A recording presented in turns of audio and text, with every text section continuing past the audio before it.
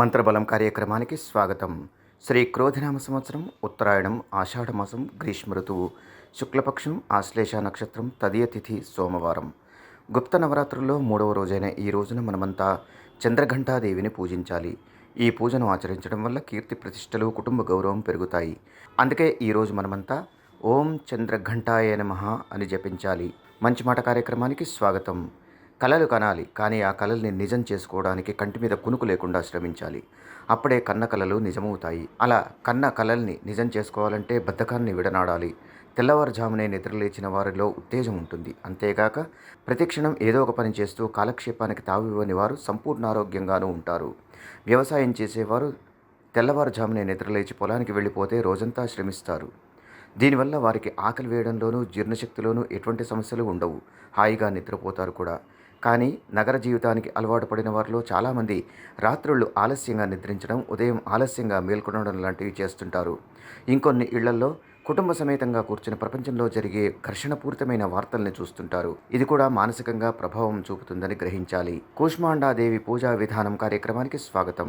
గుప్త నవరాత్రుల్లో రేపు 4వ రోజు సందర్భంగా మనమంతా కూష్మాండాదేవిని పూజిస్తాం. అయితే బూడిద గుమ్మడికాయను ముక్కలుగా కోసి వాటిని ప్రమిదలుగా అమ్మవారి ముందు దీపారాధన చేయాలి.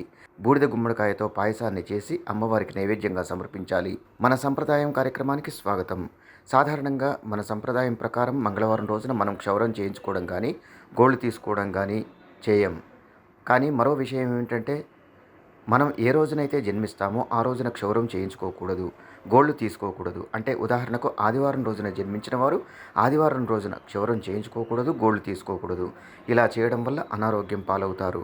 సందేహం సమాధానం కార్యక్రమానికి స్వాగతం. సాధారణంగా దేవాలయ ప్రాంగణాల్లో సామూహికంగా ఆచరించే భజనలు, ప్రార్థనలు సత్ఫలితాలనిస్తాయా? అవి మనపై ఎంతవరకు ప్రభావం చూపుతాయనే సందేహం కలిగితే గనక దానికి ఒకటే సమాధానం: నమ్మకం. దీనికి ఉదాహరణగా మనం ఔషధ సేవనాన్ని చెప్పుకోవాలి. ఎందుకంటే అనారోగ్యాన్ని ఔషధం తగ్గిస్తుందనేది వాస్తవమే అయినప్పటికీ అది ఆ ఔషధంపై అనారోగ్యం బారిన పడిన వారికి ఉండే నమ్మకం వల్లే సాధ్యమవుతుంది. ఔషధాన్ని సేవించే వారికి దానిపై నమ్మకం లేకపోతే అది ఎలా పనిచేస్తుంది? అందుకే దేనికైనా నమ్మకం అనేది అత్యంత ప్రధానమైనదని గ్రహించాలి. వాస్తు పరిహారం కార్యక్రమానికి స్వాగతం. ఒక ఇంటికి ఎన్ని సింహద్వారాలు ఉండవచ్చు అనే సందేహం చాలామందికి కలుగుతూ ఉంటుంది. నిజానికి ఒక ఇంటికి ఒకే సింహద్వారం ఉంటే ఐశ్వర్యం, 2 ఉంటే సమృద్ధి, 3 ఉంటే అరిష్టం, 4 ఉంటే శుభం, 5 ఉంటే దారిద్ర్యం, 6 ఉంటే అభివృద్ధి అని భావిస్తాం మనం. వాస్తుపరంగా ఎటువంటి దోషాలున్నా, ఎటువంటి సందేహాలున్నా ఇంట్లో శ్రీవాస్తు యంత్రాన్ని ఏర్పాటు చేసుకుంటే అన్నీ పరిష్కారమైపోతాయి. యోగం క్షేమం కార్యక్రమానికి స్వాగతం. సర్పశాపాలు, తత్ఫలితంగా కలిగే సంతాన సమస్యలు దూరమై సంతాన ప్రాప్తికై ఈరోజు సాయంత్రం సర్పసమేతంగా ఉన్న శివలింగాన్ని శంఖపుష్పాలు, నాగమల్లి పుష్పాలు, పరిమళ భరిత పుష్పాలతో పూజించాలి. సర్వే జన సుఖినో భవంతు. మమ్మల్ని సోషల్ మీడియాలో ఫాలో అవ్వండి. లింక్స్ వీడియో క్రింద డిస్క్రిప్షన్లో పొందుపరిచాము. అలాగే ఓంకారం కార్యక్రమాన్ని జీ తెలుగు ఛానల్లో తప్పక చూడండి. అందరికీ నమస్కారం. ఈరోజు మీకు అందరికీ కూడా శ్రీవాస్తు యంత్రం గురించి పరిచయం చేయడానికి వచ్చాను. శ్రీవాస్తు యంత్రం మీరు చూస్తున్నారు. శ్రీవాస్తు యంత్రం. ఈ శ్రీవాస్తు యంత్రం ఈ విధానంగా 9 ఇంచెస్, ఇలా 9 ఇంచెస్, ఇలా 9 ఇంచెస్ ఉంటుంది. తదుపరి బ్యాక్ సైడు ఇలాంటి 9 చక్రాలు ఉంటాయి. ఫ్రంట్ ఈ ఒక గ్లోబ్స్లా ఒక 9 డాట్స్ ఉన్నాయి చూడండి, ఇలా 9. ఇది శ్రీవాస్తు యంత్రం అనేది ఒక కాస్మిక్ ఎనర్జీని అట్రాక్ట్ చేసుకుంటుంది. నెగిటివ్ ఎనర్జీని ఇంట్లో నుంచి బయటికి తరిమేస్తుంది. ఇది మీకు అందరికీ దానికి పరిష్కార మార్గంగా నేను ఇవి సూచిస్తున్నా. ఎందుకంటే చాలామంది పిల్లలు సరిగా చదువుతలేదు, ఇంకొకరు మా ఇంట్లో ప్రశాంతత లేదు, భార్యాభర్తల మధ్యలో సఖ్యత లేదు, దేవుడి గదిలో సరిగా పూజ చేయలేకపోతున్నా, ఇంట్లో ఏదో తెలియని బాధ అనిపిస్తుంది, మా ఇంట్లో ఎప్పుడు కూడా ఏదో తెలియని ఒక శ్మశానంకి వెళ్ళినట్టు అనిపిస్తూ ఉంటుంది, మా ఇంట్లో కలగానే ఉండదు ఎప్పుడు కూడా. ఇక మా ఇంటికి చాలామంది వచ్చిన వాళ్ళంతా వాస్తు దోషం అని చెప్తూ ఉన్నారు, మేము ఏం చేయాలి అని ప్రశ్నిస్తూ ఉండేవారు. వాళ్ళందరికీ కూడా ఒక మార్గోపాయం చాలా రోజుల తర్వాత రీసెర్చ్ చేసి ఇప్పుడు ఈ శ్రీవాస్తు యంత్రాన్ని మేము చూపిస్తున్నాం.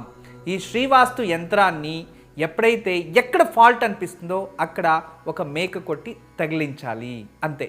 పిల్లలు చదువుతా లేదు, చదివే రూమ్లో పిల్లలు ఏకాగ్రతగా చదవాలి అనుకుంటున్నారా, అక్కడ ఒకటి తగిలించండి.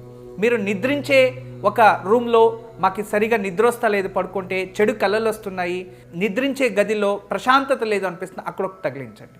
లేదు ఎవరో వాస్తు దోషం అని చెప్పారా, ఇంట్లో వాస్తు దోషాని కోసం ఇంటి హాల్లో ఒకటి తగిలించండి. లేదా పూజ గదిలో ఏదో ప్రశాంతత లేదు, సరిగ్గా ఏకాగ్రత లేదు, మెడిటేషన్ చేయలేకపోతున్నా అంటే పూజ గదిలో ఒక మేక కొట్టి అక్కడ ఒకటి తగిలించండి. ఎక్కడైతే ఇంట్లో వాస్తు దోషం ఉంది అని ఎవరైనా చెప్తారో ఆ ప్రదేశంలో, ఆ ప్లేస్లో జస్ట్ ఒక మేకు కొట్టి దాన్ని తగిలించండి. ఆ వాస్తు దోషం అక్కడి నుంచి వెళ్ళిపోతుంది. చాలా అద్భుతము, చాలా విశేషమైన శ్రీవాస్తు యంత్రం మీ వరకు తయారు చేయించాము. దీన్ని ఉపయోగించండి, దీన్ని లాభం పొందండి. నమస్కారం. వాస్తు యంత్రం సంప్రదించవలసిన నెంబర్లు 8844452344 040682766622.